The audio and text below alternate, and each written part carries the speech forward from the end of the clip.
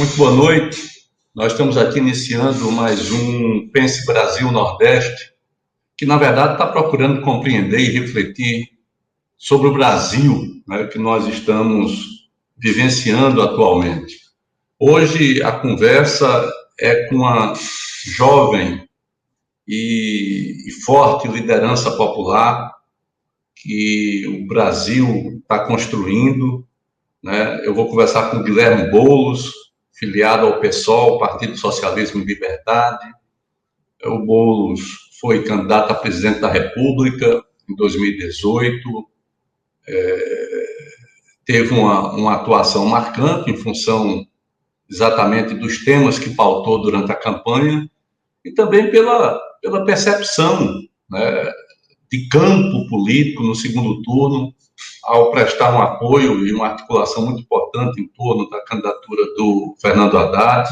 Em 2020, Guilherme Boulos disputa a Prefeitura de São Paulo, é um bálsamo, digamos assim, para o pensamento progressista brasileiro, a sua ida ao segundo turno, termina as eleições com 40%, 41% dos votos, mas consegue despertar, na minha opinião, um segmento extremamente importante da política, que é a juventude, né? E essa juventude que meio que amargou essa década de lavajatismo, essa juventude que negou muito e criminalizou e ajudou a criminalizar a política, me parece que ela foi tocada, né, em São Paulo, na maior cidade do Brasil, foi tocada pela energia, pela força e pelas ideias de Guilherme Boulos.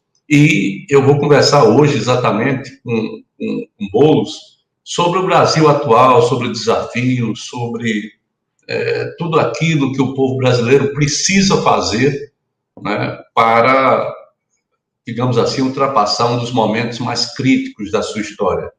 Então, agradecendo a você, Guilherme Boulos, eu queria iniciar essa conversa perguntando para você como é que você está vendo essa guerra propagada, né, anunciada em torno do 7 de setembro. Boa noite, Ricardo, meu companheiro. Uma satisfação poder fazer esse bate-papo contigo. Você que é uma referência do nosso campo progressista no Nordeste brasileiro, pelos governos que fez na Paraíba, pelo caráter agregador que sempre teve e que eu acho que é fundamental num momento tão delicado como esse. Agradeço muito o convite e a oportunidade da gente fazer esse bate-papo. Ricardo, meu caro, eu acho que nós estamos numa situação muito crítica, que o Bolsonaro tem alimentado e reproduzido no país diariamente. O Bolsonaro chegou num ponto, agora, com o nível de aprovação baixíssimo que tem, com a tragédia que é seu governo em relação à pandemia, em relação à crise econômica, inclusive em relação ao ponto que ele tratava como trunfo, que era o seu motivo eleitoral, embarcando no lavajatismo, que era o combate à corrupção. Ele unificava uma parte da base dele, da tropa dele, com discurso de combate à corrupção. E agora o governo dele está envolvido em um monte de suspeitas, a CPI no encalço, a Polícia Federal chegando perto da família dele, dos filhos dele. Ou seja, o Bolsonaro não tem saída. Hoje, se a eleição fosse hoje, ele perdia com ampla margem. Então, ele vai numa linha que eu acho que a gente pode chamar da fuga para frente. Ele não tem ponto de recuo, Ricardo. Ele vai dobrando a aposta cada vez mais numa linha golpista. Ele tomou essa coisa do voto impresso, esse discurso do voto impresso, que a gente sabe que não tem nenhuma materialidade. O Bolsonaro não está preocupado com democracia, com transparência da democracia, com o sistema eleitoral. Tanto é que nos Estados Unidos tem voto impresso e ele foi o primeiro a levantar a mão dizendo que teve fraude quando o Trump não se reelegeu. A questão não é o voto impresso, é ele ter um discurso para mobilizar a tropa dele, para deslegitimar o processo eleitoral no qual ele tende a ser derrotado e para fomentar articulações golpistas, tentando, aí sim de forma preocupante, ganhar setores das Forças Armadas e das polícias militares estaduais. O 7 de setembro ele está organizando como um bastião dessa política, dessa linha golpista. Eu acho que nós não podemos subestimar, Ricardo, a esquerda já cometeu o erro de subestimar o Bolsonaro uma vez e hoje ele está no Palácio do Planalto. Nós não podemos subestimar e, inclusive, não podemos entrar numa linha ingênua de acreditar simplesmente na resiliência das instituições brasileiras. Instituições que demonstraram fragilidade nos últimos anos, nos principais embates e encruzilhadas do nosso país. Por isso, eu acho que é muito importante que o campo progressista, os movimentos sociais, os partidos do nosso campo, construam, ao mesmo tempo, um processo de mobilização da sociedade, de resistência nas ruas, e também uma frente democrática, uma espécie de uma muralha dizendo daqui não passa. Agora, a rua tem um papel importante, meu irmão. A rua tem um papel importante. Basta ver o que aconteceu o ano passado, quando só eles estavam nas ruas, eles chegaram à ousadia de bater em enfermeira, lá na Praça dos Três Poderes, no início da pandemia. Espancaram jornalista em manifestação. Então, nós precisamos fazer um contraponto, sem cair na provocação deles, sem criar um ambiente de conflito e de violência que só interessa a eles, mas também demonstrando força que a maioria, que hoje é a maioria social no Brasil, faça valer a sua voz nas ruas e nas instituições. Eu acho que esse é o nosso desafio para o 7 de setembro. Me parece, Boulos, que o que é muito perigoso, na minha percepção, é essa banalização da palavra golpe. Hoje o golpe é discutido em toda conversa, como se fosse a coisa mais natural, porque pode vir, pode não vir.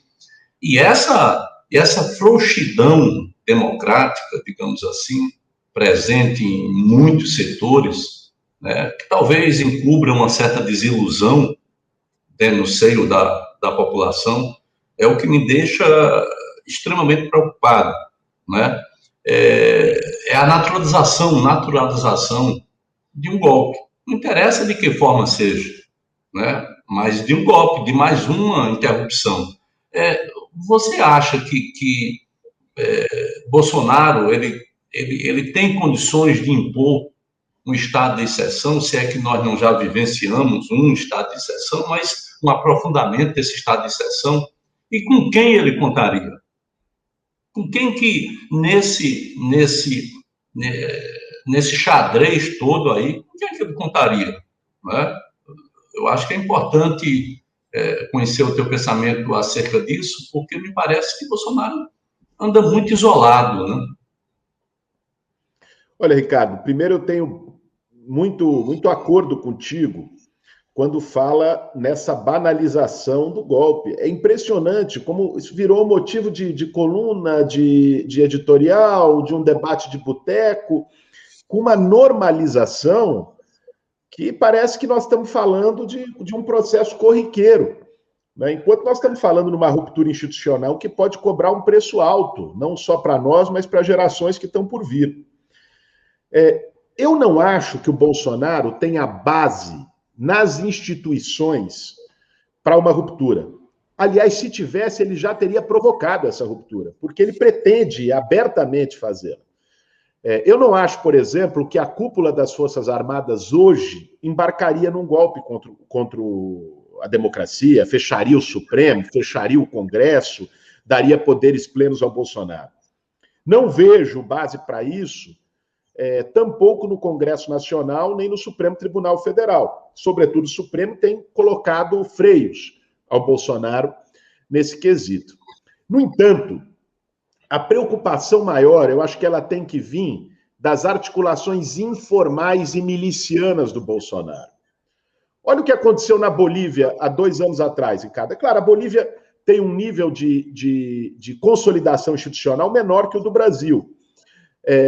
Agora, os Estados Unidos têm um nível maior de consolidação institucional e isso não impediu o Trump de organizar um bando de maluco para invadir o Capitólio. E morreu gente, né?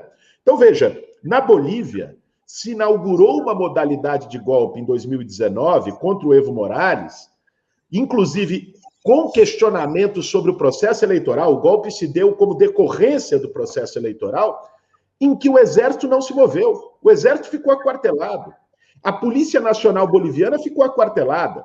Simplesmente assistiram as milícias armadas agirem, agrediram prefeito. Teve uma imagem de uma prefeita no interior da Bolívia sendo humilhada na rua, que era partidária do Evo, sequestraram o ministro, botaram fogo na casa da irmã do Evo, saquearam a casa do Evo, ele teve que fugir para o México para não ser morto.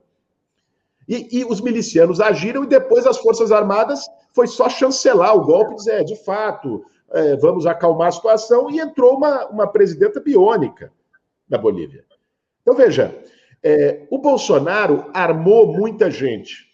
Essa história, essa declaração dele do fuzil nos últimos dias não vem por acaso. E não vem num momento qualquer. Ele está estimulando os famosos CACs, colecionadores, atiradores, caçadores, que os decretos dele liberaram armas e munição até os dentes, e uma parte dessas figuras são bolsonaristas, frequentadores de clubes de tiro. Ele está estimulando essa turma. E aí a questão é, tudo bem, o Exército pode não embarcar, mas o Exército vai ter unidade para firmemente conter uma atuação armada de milícias bolsonaristas? Isso me preocupa. Isso me preocupa. Porque, de fato, o Bolsonaro está isolado politicamente, está isolado entre as instituições, está acuado por denúncias cada vez mais sérias e fundamentadas, mas ele tem um grupo de fanáticos e uma parte desse grupo armado. Bolsonaro organizou um campo de extrema-direita no Brasil, que vamos combinar aqui, Ricardo, nem a ditadura militar em 21 anos organizou. Um campo orgânico de gente ideológica, de extrema-direita, que vai até as últimas consequências com ele.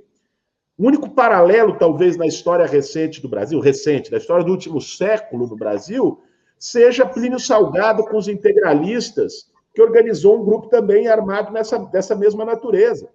Em outra época, né? Em outra época, em outro contexto, e foram derrotados. Agora, isso me preocupa. Uma atuação miliciana no submundo das instituições, ameaçando qualquer tipo de oposição e semeando um ambiente golpista, eu acho que é isso que nós temos que coibir mais do que tudo. Boulos, você é filósofo, é mestre em psiquiatria, enfim. Eu tenho uma compreensão a fazer, não sei quando é que eu atingirei, mas me parece que essa maluquice, essa loucura toda, né, coletiva, que a humanidade, que o mundo está vivenciando, mas que o Brasil me parece ser um laboratório expressivo, exponencial de testes disso tudo, tem muito a ver com a forma de comunicação, né? Ou seja, como a informação está chegando para as pessoas, como as mídias sociais, a internet conseguiu ser aparelhada e direcionada, talvez a partir de algoritmos, enfim, dessa coisa toda, para levar as pessoas a saírem, talvez, de um mínimo de racionalidade, né? E isso, no Brasil, me parece, cai como uma luva, né? Porque você, há 10 anos atrás, achar que as pessoas estariam agindo da forma como estão agindo, com negacionismos, com a violência, com ódio muito explícito, com a destruição do politicamente correto, que é um patrimônio da humanidade, né? Se você não tem os freios ali, vira barbárie, né? Então, como é que você consegue compreender isso tudo, né? Eu estou perguntando porque a mim, eu sempre me faço essa pergunta, né? Porque cada absurdo que eu vejo, né? Você imagina um grupo entrar no Capitólio armado em 2020, é algo sem muita lógica, né? Fora dos parâmetros. O que está acontecendo no Brasil, um presidente que não governa, que vive do cercadinho dizendo absurdos, que são absurdos, né? A última do otário não ir atrás do feijão e sim do fuzil, isso não é uma coisa solta, isso me parece que tem uma construção para atingir a mente coletiva de algum setor, né? E levar a algum canto. Como é que você vê isso, né? Até profissionalmente, né? Até academicamente? Ricardo, eu li no ano passado um livro que me marcou muito, que busca desvendar justamente essas engrenagens como a extrema-direita internacional manipulou a rede social, manipulou dados, algoritmos, para poder fazer a sua política. Chama Engenheiros do Caos, o livro de um italiano que pegou a experiência Trump, Brexit no Reino Unido, Orbán na Hungria, lá na Itália, o Salvini, pegou aqui o Bolsonaro, e ele foi analisar o que tinha de comum. E aí ele foi pegar os engenheiros dessas obras, né? Aí foi pegar o Steve Bannon, sobretudo, e uma série de outras figuras nefastas como ele, que conseguiram encontrar uma fórmula, claro, muitas vezes ajudados pelas próprias redes, pelas próprias grandes corporações de internet, de fazer com que o conteúdo segmentado chegue para aquele determinado público de forma a manipular sentimentos e opiniões, né? Então, pega fanáticos por armas. Então, você pega ali, o Facebook lhe permite, pelo padrão de curtidas, pelo comportamento na rede social de um determinado perfil, mapear ali milhões de perfis que são fanáticos por armas. E aí essa turma chegava com um discurso segmentado, pronto para esse público, armamentista, e engajava esse público. E assim com públicos diferentes. Quem é que tem pessoas que têm medo excessivo da violência urbana? E aí chegava com um discurso a partir daí. Então, eles construíram uma ferramenta de manipulação de rede, de manipulação de sentimento social, que os permitiu, enfim, produzir esses disparates. E, ao mesmo tempo, se valendo de uma crise que é real, que é uma crise de representação das nossas democracias. Então, o Bolsonaro chegava, o cara que estava 27 anos no parlamento, no baixo clero, fazendo rachadinha, chegava e dizia que ele era o cara de fora da política, que ia acabar com a mamata.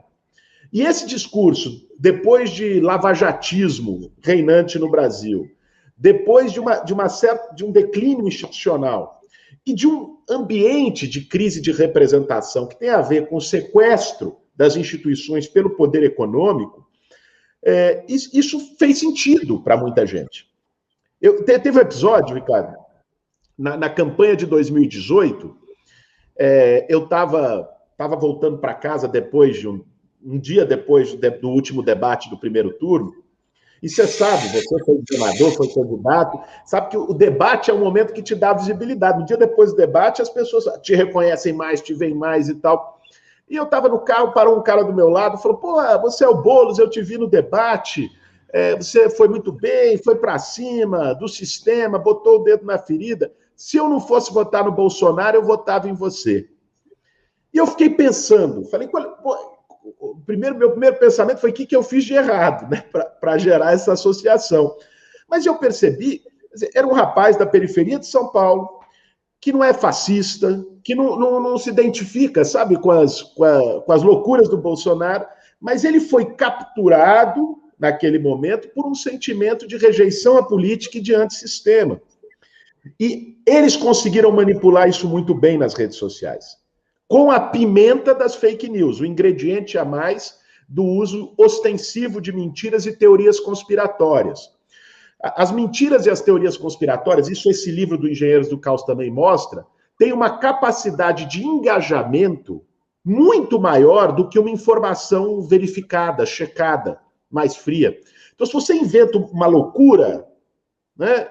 Você inventa, por exemplo, Ricardo Coutinho declara apoio a Bolsonaro, né? Um negócio desse vai ter um engajamento na rede muito maior do que se botar lá, Ricardo Coutinho faz um programa social para combate à fome na Paraíba, né? Então, eles foram se utilizando desses absurdos, engajando gente, não se conseguia mais distinguir o que é verdade e o que é mentira, o ambiente tóxico na rede social também permitiu isso, o uso de robôs condicionados, ou seja, de perfis falsos, para reforçar uma ideia, porque aí cria um engajamento e dá um sentimento de manada, de que está todo mundo indo junto. Então, são uma série de mecanismos sofisticados que eles utilizaram. E eu acho que isso tem que colocar o debate para nós sobre assim, normas, marcos. Nós temos o Marco Civil da Internet, mas foi prévio a isso. Ele não comporta essas coisas. Nós temos que ter marcos regulatórios que não deixem apenas a política de compliance de cada uma das corporações o critério e o caráter de definir. Eu acho que nós já tivemos alguns avanços, o WhatsApp demonstrou alguns avanços para reduzir a possibilidade de compartilhamento, para evitar efeito robô. Você tem o Twitter, inclusive e o YouTube tiraram vídeos do Bolsonaro, tiraram a conta do Trump do ar durante algum período. Agora, isso também não pode ser um objeto de decisão das corporações de internet. Nós precisamos transformar todo esse debate, essa experiência política trágica que a gente viveu e está vivendo no Brasil, no debate sobre um marco regulatório para as comunicações, para que a gente possa voltar a ter um ambiente político civilizado. E isso é uma coisa assim engraçada, porque o resquício do sentimento de liberdade é totalmente dominado por essas grandes corporações, né? Se você observar bem, aquele modelo de democracia que a humanidade vivenciou ao longo do século passado inteiro, ele na verdade faliu, né? Ele foi capturado por essas grandes plataformas. Daqui a pouco, Boulos, países vão começar a votar por essas plataformas. Daqui a pouco. Esse é o sonho dos caras, estará, nesse momento, tudo capturado. Porque dependerá, evidentemente, será possível qualquer tipo de manipulação em função de qualquer perspectiva de mudanças que um país ou outro, um povo ou outro possa fazer. Eu não vejo como isso muito distante, não. Aliás, eu vejo que esse é o grande sentimento, o grande desejo, né, dessas estruturas absolutamente dominadas, porque estão ali em cima. O mundo, ele nunca foi tão injusto como é hoje, né? E a tendência é que ele seja cada vez mais, né? Mas só para a gente fechar esse papo do pretendido golpe, né?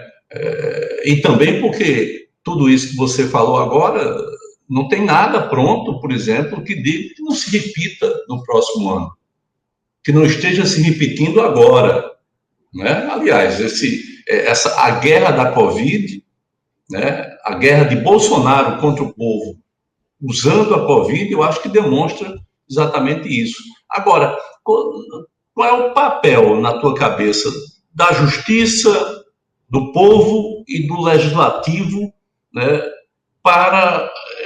no combate a esse pretendido golpe e na construção de um ambiente minimamente e verdadeiramente democrático, onde se possa nós termos eleições, nós termos coisas comuns ao nosso cotidiano?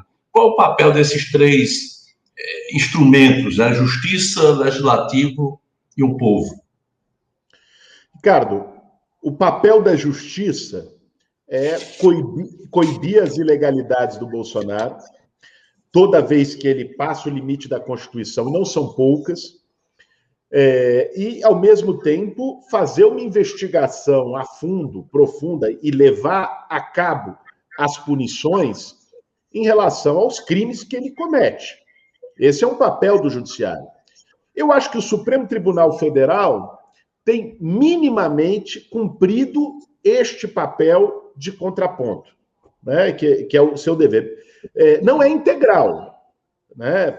Você pega o Tribunal Superior Eleitoral. Nós entramos com o pedido da cassação da chapa Bolsonaro-Mourão, eu e a Marina Silva, que fomos candidatos em 2018, entramos conjuntamente com o pedido de cassação da chapa, justamente pelo abuso na internet.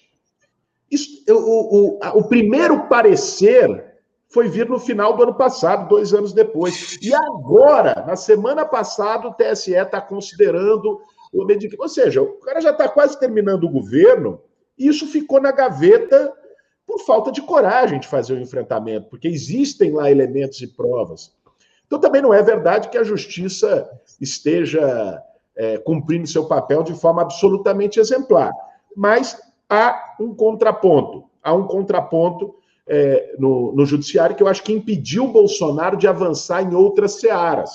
O Supremo colocou limites a ele em vários momentos. Não por acaso ele entrou, ataca ministros, entrou com pedido de impeachment e tudo mais. É evidente que nós temos que ver isso com bons olhos no momento que o país passa, com risco à democracia, mas sempre com muito cuidado em relação ao processo de judicialização da política. Nós vimos já quanto mal produziu o Brasil nos últimos 5, 6 anos. Né? Então, é preciso estabelecer aí também um limite. Não dá para a gente virar uma república de justiceiros. Né? Mas acho, sim, se há dentro das instituições algum contraponto efetivo ao Bolsonaro, eu vejo no judiciário. Em relação ao Congresso Nacional, o Congresso Nacional, hoje controlado pelo Bolsonaro à base de emendas parlamentares e distribuição de ministérios, o Congresso Nacional é cúmplice do genocídio na pandemia, cúmplice do risco à democracia que o Bolsonaro promove. Quando eu falo Congresso, eu digo, obviamente, do comando do Congresso, sobretudo da Câmara dos Deputados e da maioria dos deputados. É evidente que nós temos uma oposição aguerrida, uma oposição combativa, de gente valorosa, dos partidos progressistas que têm feito o enfrentamento, que merecem o nosso respeito máximo. Agora, o Arthur Lira, ao ignorar sistematicamente mais de 120 pedidos de impeachment embasados, ele acaba assumindo a cumplicidade com tudo que a gente tem vivido. E o Bolsonaro, ironicamente, aprofundou os mecanismos daquilo que ele chamava em 2018 de velha política, da relação com o Centrão. Nunca o Centrão ganhou tanto dinheiro. Nunca o orçamento da União teve tão comprometido com emendas parlamentares. É uma farra que acaba com qualquer possibilidade de planejamento, de projeto de desenvolvimento para o país. Por isso, eu acho que o Congresso, em sua maioria, lamentavelmente, faz coro ao Bolsonaro, se a gente considerar no fim do dia. E, agora, onde eu enxergo a possibilidade da gente conseguir, de fato, evitar retrocessos maiores, garantir a derrota do projeto bolsonarista e garantir que as eleições de 22 aconteçam sem que ele crie um caos, é na resistência popular, é nesse terceiro fator que você colocou, Ricardo. Eu acho que o povo organizado, o povo na rua, o povo mobilizado é capaz de alterar a relação de forças. Nós vivemos uma situação contraditória porque ainda estamos no meio de uma pandemia. E isso dificulta processos de mobilização massivos nas ruas. Agora, ainda assim, nos últimos 3 meses, desde o dia 29 de maio, a gente produziu mobilizações, o campo popular produziu mobilizações muito expressivas, com centenas de milhares de pessoas nas ruas, e eu acho que esse deve continuar sendo o caminho. Nós não podemos cair no erro de falar, não, agora é só 2022, e deixar as ruas para o bolsonarismo tomar conta delas. O preço que a gente pode pagar, inclusive, é não ter 2022, se atuar dessa maneira. Nós precisamos manter uma mobilização popular nas ruas como forma de pressionar o Congresso, de barrar o Bolsonaro e de mostrar o que a maioria social do Brasil, de fato, representa. Eu concordo contigo em relação a essa luz aí no fim do túnel, que é o retorno da mobilização popular. Agora, por outro lado, Boulos, me parece que o povo brasileiro tem alguns diferenciais, né, que me intrigam profundamente. A regressão social chegou ao cúmulo. Rapaz, é muita fome. É muita fome. As pessoas estão Antes, o açougue doava ossos. Doava osso para o cachorro, tal, passava lá, doava. Hoje estão vendendo osso para que se coloque água dentro, sabe, com o osso, para se fazer alguma sopa, algum caldo, alguma coisa para a pessoa tomar. Né? A carestia chegou ao limite. Nós nunca tivemos um país tão caro para o povo, né? Tão caro como esse que nós estamos vivendo. Ninguém...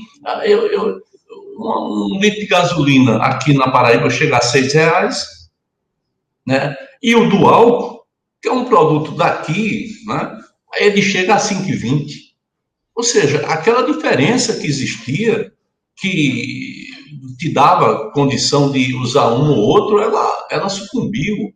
Um desemprego recorde, uma economia totalmente perdida com Paulo Guedes. É um papel, rapaz, de um vendedor, né? De um vendedor das coisas que esse país tem. A destruição de todas as políticas públicas. Você não tem uma. Bolsonaro não tem uma obra para inaugurar. Não tem uma política pública, destruiu tudo. Enfim, me parece uma desgraça total. E mesmo assim, diferentemente do Chile, né, que teve uma primavera aí que nos enche de sentimentos positivos, né, com a Assembleia Constituinte. A Bolívia, que você já relatou, né, onde o povo, talvez até de uma forma até silenciosa, mas retomou o projeto que foi derrubado com a violência do golpe, né? Enfim, você está cheio aqui de exemplos, principalmente na América do Sul, de resistência, de avanço. A Colômbia, que tem uma tradição conservadora, ela começa a perceber o povo na rua. O Peru elege um professor que a grande mídia faz questão de dizer que é um professor primário, como se isso diminuísse, não é? A personalidade, a capacidade do atual presidente peruano, né? Então, você tem aí uma série de resistências que são muito explícitas. Agora, no Brasil, me parece que a bolha, ela está muito... Os limites são muito claros, não é?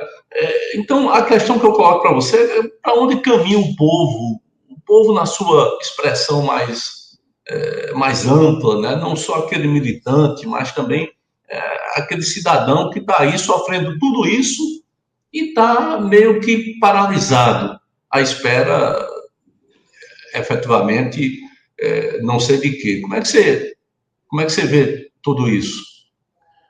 Sabe, Ricardo, eu acho que o nosso desafio é reencantar a política e os caminhos políticos. E quando eu digo política, não é só eleitoral, porque a rua também é a forma de fazer política,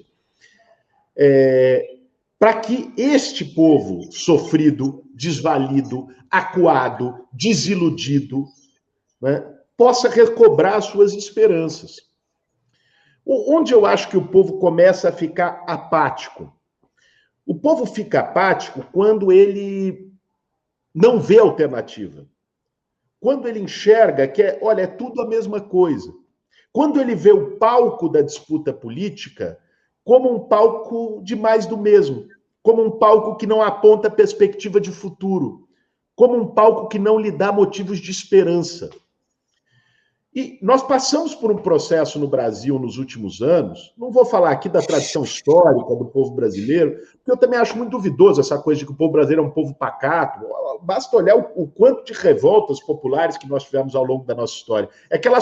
A memória dessas revoltas foi intencionalmente apagada pelos colonizadores num primeiro momento, depois pelas elites nacionais num segundo momento. O brasileiro não é um povo submisso. O povo brasileiro não é um povo que simplesmente sofre quieto. Nós temos um histórico de lutas, nós temos, inclusive, desde a redemocratização, também uma esquerda muito forte no país, como em poucos países da América Latina. Movimentos sociais expressivos na cidade, no campo. Agora, o que eu acho que aconteceu nos últimos anos foi um processo de desilusão com a política. E isso foi, de um lado, provocado por uma operação política, não só a Lava Jato também, ela reforçou um caldo que já vinha da antipolítica, do político é tudo igual, de tudo é farinha do mesmo saco, de tudo é ladrão, de todo mundo rouba, e que as pessoas foram dizendo, pô, se eu votar nesse, votar no outro, se eu estou aqui com esse, no outro, esse aqui está fazendo manifestação de é porque ele está pensando no projeto da política, porque ele quer enriquecer, porque ele quer um privilégio, né? Essa ideia é desmobilizadora. Isso aconteceu como uma produção política, e isso aconteceu também por erros políticos do nosso campo que se apresenta e que se apresentou como esperança, como caminho de transformação, como uma luz para o povo mudar de vida e combater as desigualdades vergonhosas que existem no nosso país e que às vezes também foi se adaptando um pouco às mesmas engrenagens e se rendendo a um pragmatismo que também ali acaba virando uma coisa difícil de diferenciar para o cidadão comum. Então, eu defendo que a gente seja capaz, neste momento, de além de resistir ao bolsonarismo e derrotá-lo, a gente recuperar aquele verbo do Paulo Freire, que é o esperançar. Paulo Freire dizia, nós temos que trabalhar na chave da esperança, não a esperança do verbo esperar, que é passivo, mas a esperança do verbo esperançar, que é a esperança de quem constrói, de quem semeia. Nós precisamos construir um campo político progressista, de esquerda, Ricardo, capaz de tocar na juventude, de engajar as pessoas, de retomar essa política com P maiúsculo como uma atividade onde cabe sonho, onde cabe transformação, onde cabe projeto, que não é atividade apenas de disputa de poder ou de vaidades. Se a gente for capaz de, na nossa prática e no nosso exemplo, apontar um caminho nessa direção, eu acho que as pessoas vêm com a gente. As pessoas voltam a acreditar. Parte dessa apatia, do povo brasileiro falando, pô, eu tô aqui, eu tô ferrado, minha vida piorou, mas qual é o caminho? Qual é a saída? Né? E quando a gente, a esquerda, esse campo, não consegue se apresentar como um caminho bem definido, esperançoso, que aponte para o futuro, né? Isso, eu acho que nos deixa fragilizado nessa disputa. Você sabe, aqui em São Paulo, na votação do ano passado, eu veio um dia, no segundo turno já, cheguei um dia em casa, eu falei, eu vou pedir uma pizza. Estava eu, a Natália, as crianças, fomos pedir uma pizza. Aí chegou aqui o entregador de pizza. Trouxe, aí ele me reconheceu, falou, porra, entregar a pizza. Boulos, o que você está fazendo aqui? Eu falei, como eu estou fazendo aqui? Eu estou na minha casa aqui, eu moro aqui, pô. Ele falou, duvido que você mora aqui. Né? Eu já ouvi que você mora na mansão do Morumbi. E quase que eu tive que botar o cara para dentro de casa para ele acreditar que eu morava aqui. Veja, isso é expressão, Ricardo, de uma coisa que está na consciência popular, de que quem está na política é para enriquecer, é para ter privilégio, né? é para ganhar algo para si. E isso, nós precisamos quebrar isso. Agora, a gente quebra isso com exemplo. A gente quebra isso construindo um projeto coletivo, um projeto embasado em sonhos, um projeto que atraia. Eu acho que esse é o nosso grande desafio. Não é um desafio para amanhã. A gente não vai mudar esse caldo em um dia, uma semana ou um ano. É um desafio de reconstrução, de disputa de valores e de apontar um novo ciclo para o campo progressista no nosso país. Apontar um novo ciclo para o campo progressista. Eu acho que isso é importantíssimo, né? O Boulos, a gente está vivendo ainda um momento bastante dramático, né? Nós estamos chegando aos 600 mil mortos pela Covid, num país que tem ou que tinha um sistema de saúde, o melhor sistema de saúde do ponto de vista de estruturação entre os países acima de 100 milhões de habitantes, que é o SUS, mas que Bolsonaro conseguiu quebrar, né? Conseguiu destruir, né, a eficiência apesar dos recursos financeiros cada vez mais parcos, a eficiência do sistema de saúde como o SUS.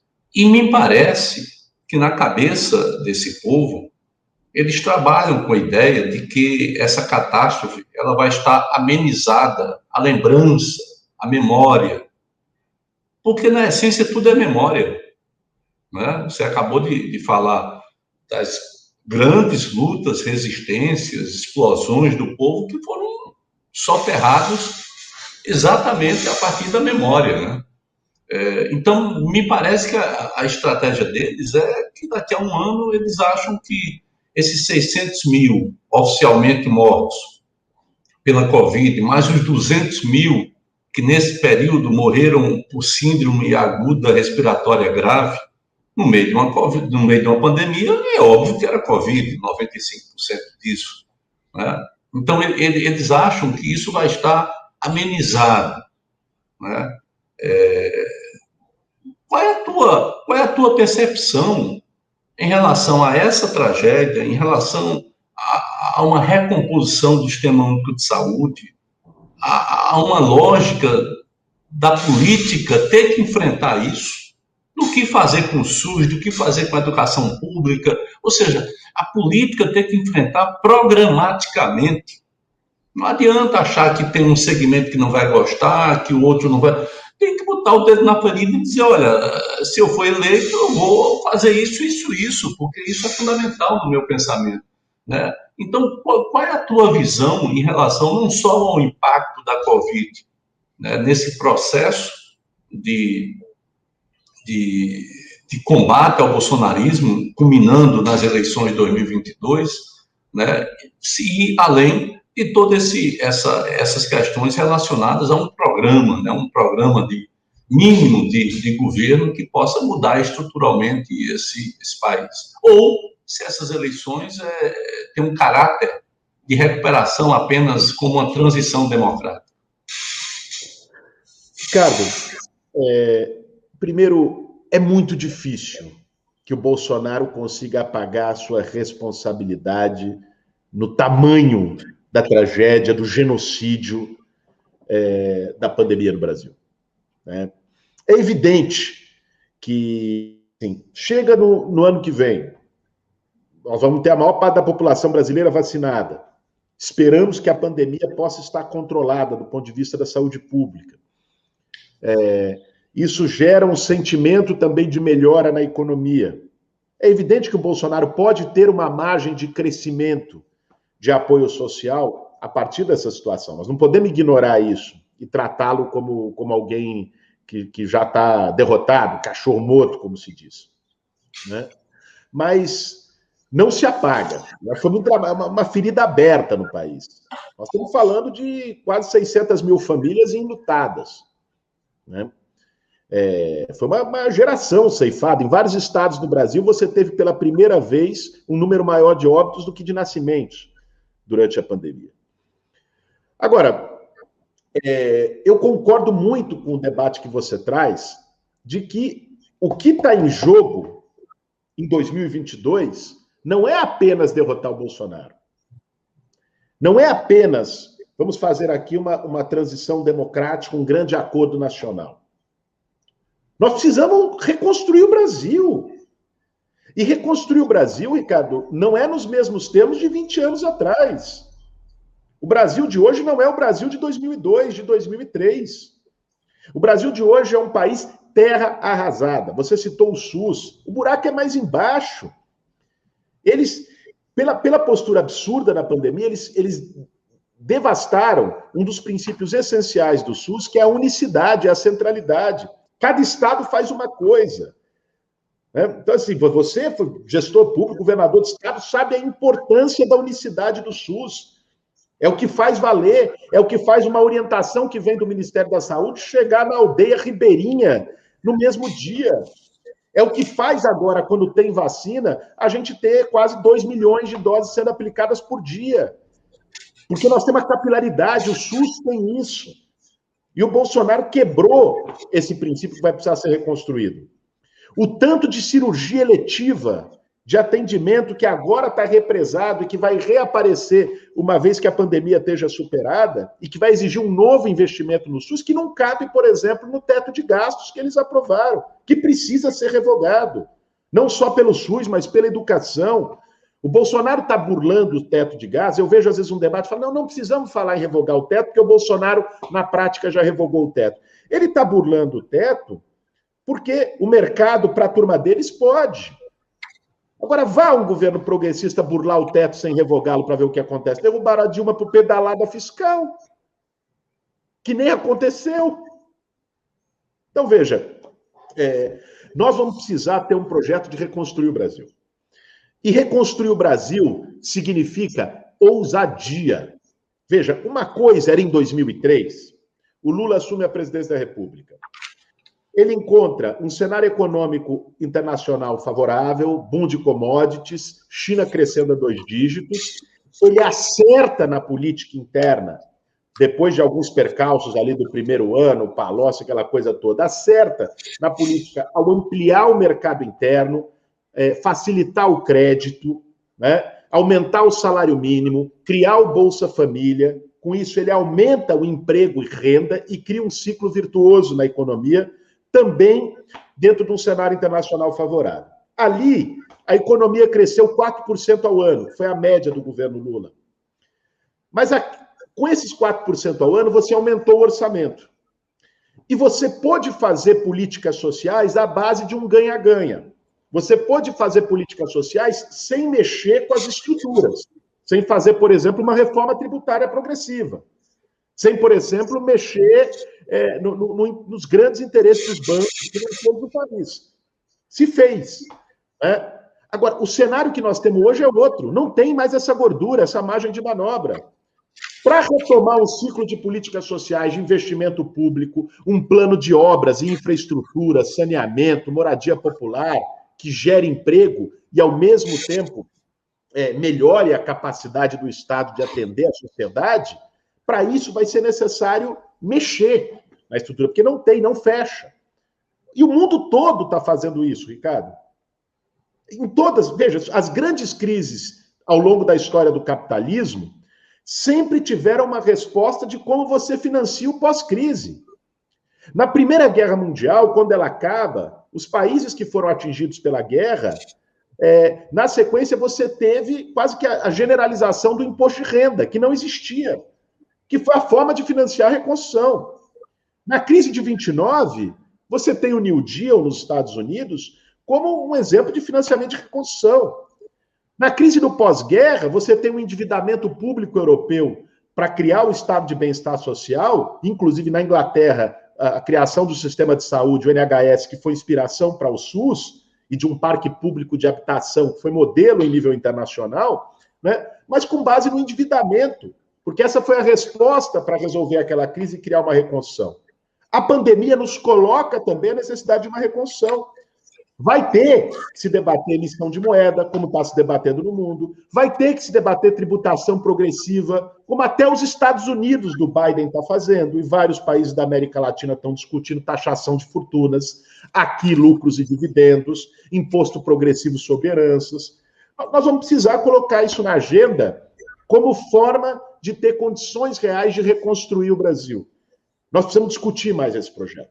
Cabe ao campo progressista colocar esse projeto na mesa, debater de forma unitária, debater de forma generosa, porque é isso que pode ser capaz de cimentar uma unidade.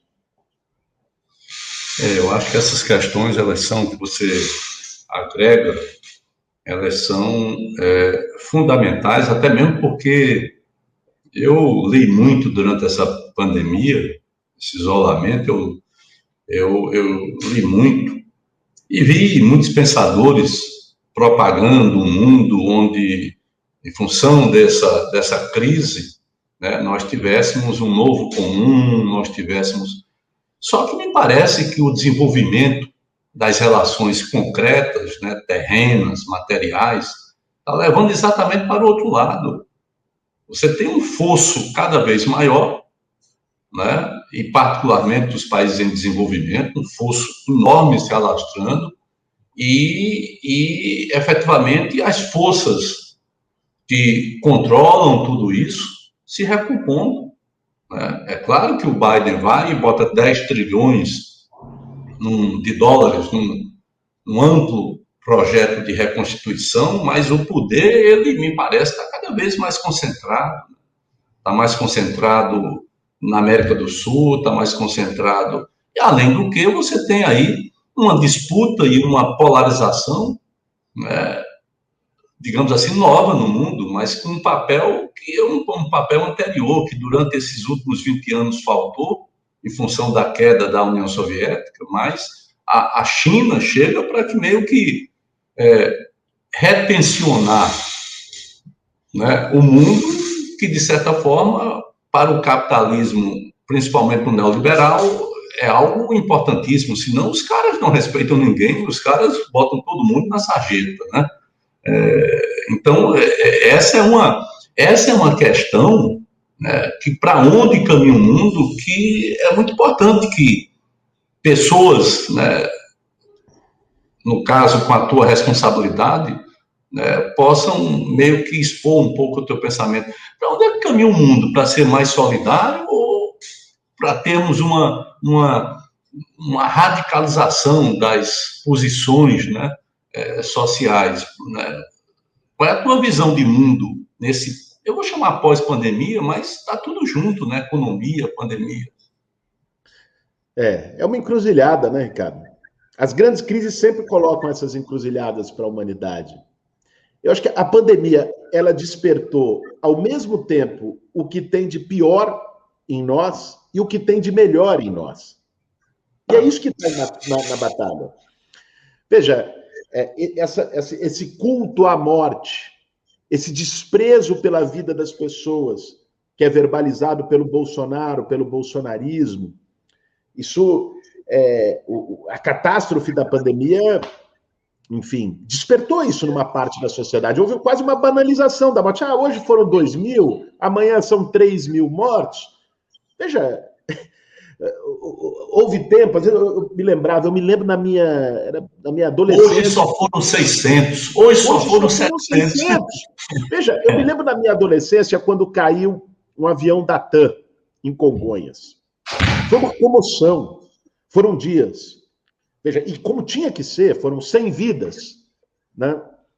Agora estão morrendo só 600, olha o nível, por dia, e isso às vezes é até celebrado. Então, há uma banalização da morte que nos desumaniza. Mas, por outro lado, e nisso eu concordo com alguns desses autores que falaram do comum, a pandemia também gerou uma onda de solidariedade que eu acho que foi inédita. O quanto de iniciativas que vieram da sociedade, de pessoas individualmente, de grupos sociais, de distribuição de alimento, de cesta básica, de ajuda, de álcool gel. Assim, você teve também ali um momento de percepção sobre a dor do outro, que é raro numa sociedade capitalista. E gestos de solidariedade se aprofundando tanto de campanhas solidárias que aconteceram na pandemia, eu acho que também fica como um legado, né, desse processo. Agora, há uma disputa de valores, de qual desses dois sentimentos, de qual dessas duas matrizes que a pandemia gerou, ou alimentou, qual delas vai prevalecer na sociedade? Se vai ser esse culto à morte, esse desprezo pela vida, que acontece também nas guerras, por exemplo, ou se vai ser a certa reflexão, quer dizer, a sociedade para e pensa sobre os seus rumos, pensa o que trouxe a gente até aqui e pode redefinir caminhos. Isso está em disputa. Parte da disputa política que está acontecendo no mundo tem isso como pano de fundo. Qual vai ser a saída da pandemia? Para que lado vai? Eu não acho que volta para o mesmo lugar. Uma crise como essa nunca se volta para o mesmo lugar. A gente fica marcado, como dizia o filósofo grego Heráclito, nós nunca nos banhamos 2 vezes no mesmo rio, porque nem nós somos os mesmos, nem o rio é o mesmo.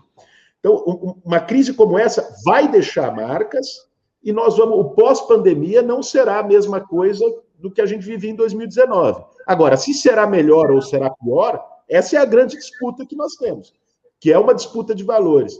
Parte do papel da esquerda em nível internacional hoje é provocar um debate que a pandemia trouxe da importância da solidariedade, não só como um gesto ali de doação, de você levar uma cesta básica para alguém, mas a solidariedade como princípio organizador da sociedade, né?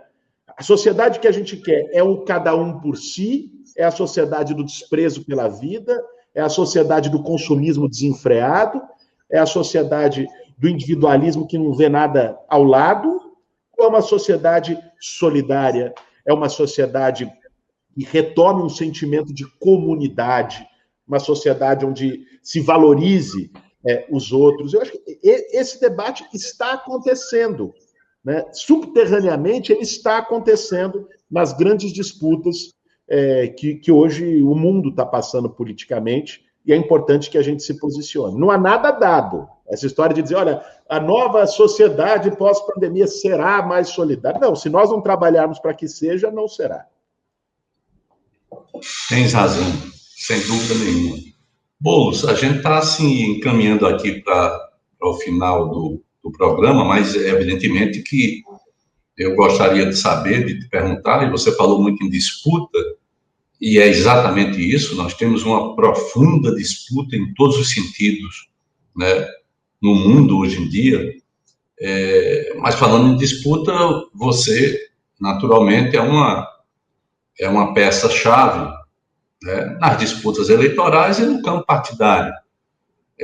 Você, pessoalmente, ou o PSOL, né, ele vai te usar, digamos assim, vai te colocar para uma disputa majoritária ou vai priorizar a consolidação do partido em função dessas causas, dessa questão das cláusulas de barreira?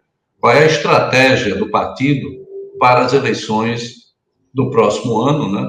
E, evidentemente, nesse embate que nós já estamos tendo, mas vai se aprofundar cada vez mais.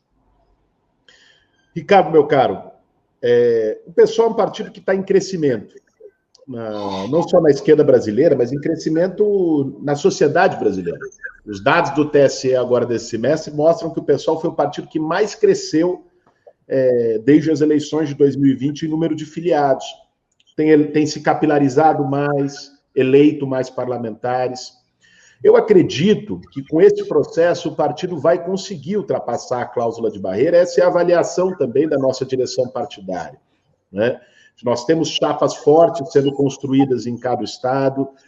O PSOL tem tido um salto de qualidade para ser um partido mais popular, mais presente nas periferias, nos movimentos sociais, nos interiores, porque a princípio era um partido mais focado em um campo progressista, em funcionalismo público, nas universidades, nos grandes centros urbanos, o que é natural da formação do partido, do seu primeiro momento, mas agora está se popularizando e se capilarizando mais.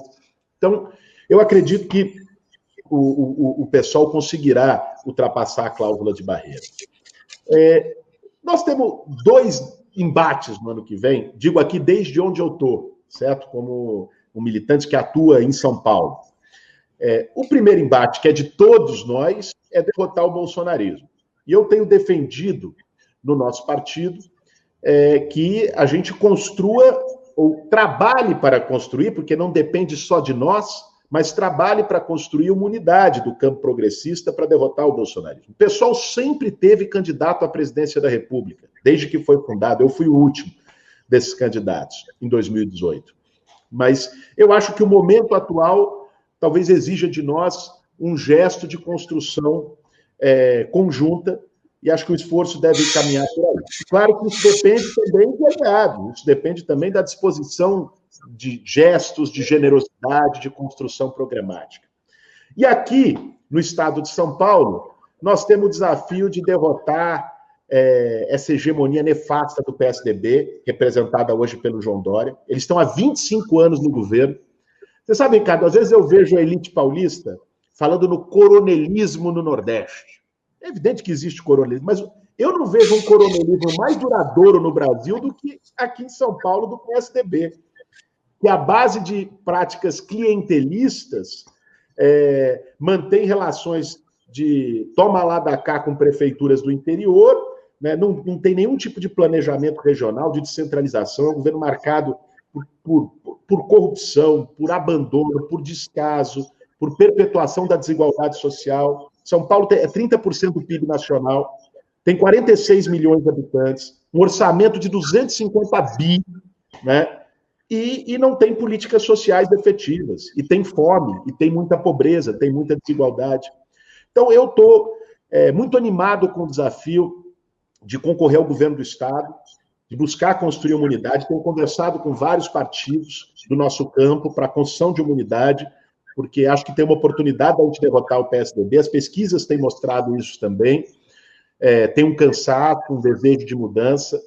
Eu acho que a missão que eu enxergo, o meu lugar para 2022 é contribuir para derrotar o bolsonarismo em nível nacional e estar mais focado aqui na derrota do Dória e dos tucanos no estado de São Paulo.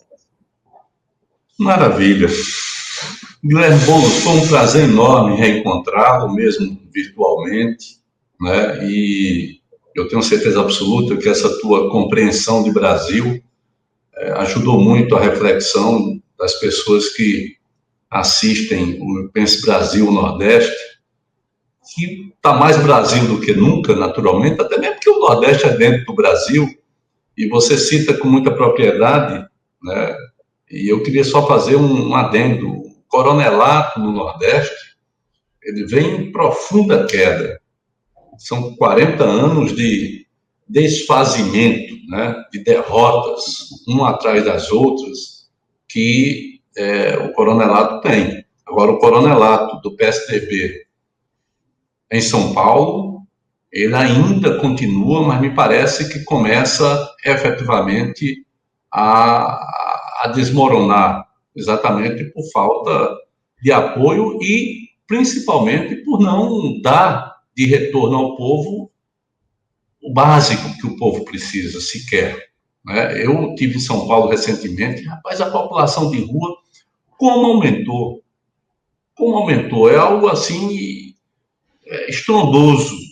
E você tem um padre Júlio Lancelotti, por exemplo, você tem as pastorais, você tem movimentos sociais que são atacados, né, cotidianamente por essas representações das elites que tomam aí o legislativo, que, enfim, é algo estarrecedor.